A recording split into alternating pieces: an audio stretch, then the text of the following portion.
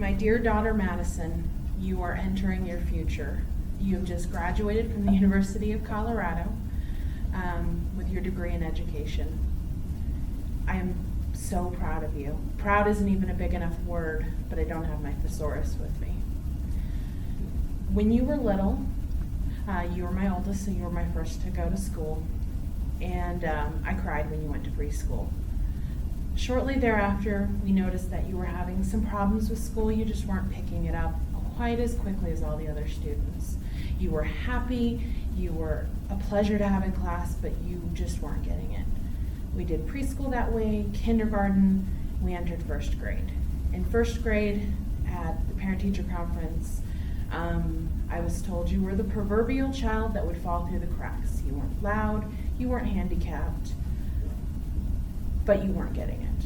And there wasn't much that they could do to help you because they had no idea why you would fall through the cracks.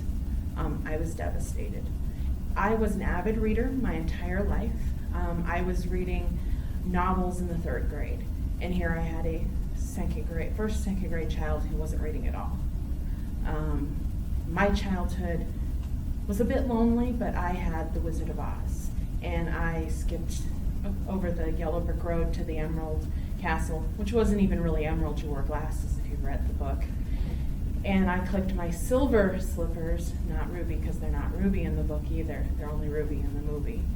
I entered the closet to Narnia, I swung across the rope to Terabithia, and you weren't going to have those experiences.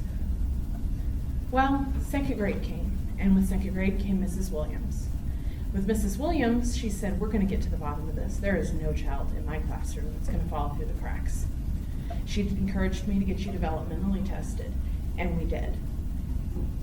Through that developmentally testing, I found out you were dyslexic. Not just word dyslexic, but number dyslexic as well. You couldn't sequence numbers, which is why your math grade was falling along with your reading.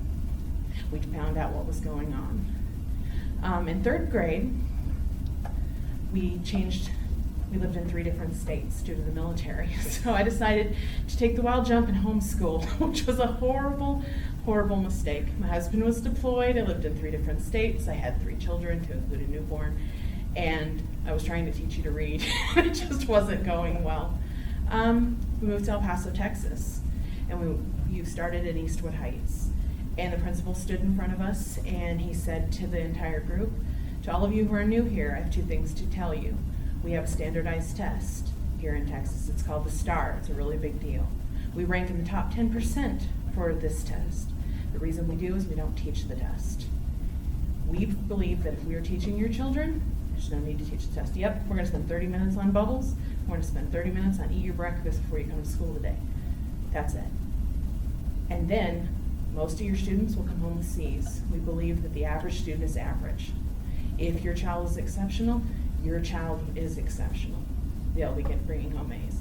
Do not ground little Johnny for his C grades. He's on par with the rest of his class. This was a shock because I had always had a C student or lower, and really was like, oh my God, what are we doing here? That first semester she brought home C's, and I couldn't have been happier because my child was finally average. The next semester there were a couple B's thrown in there. And I took her out for ice cream, and I went and bought her a doll. By the end of that year, she had almost straight A's. Come 4th grade, she had another wonderful teacher, Mrs. Moore, who mixed in economics and cooking and everything that you need to know in life in the 4th grade.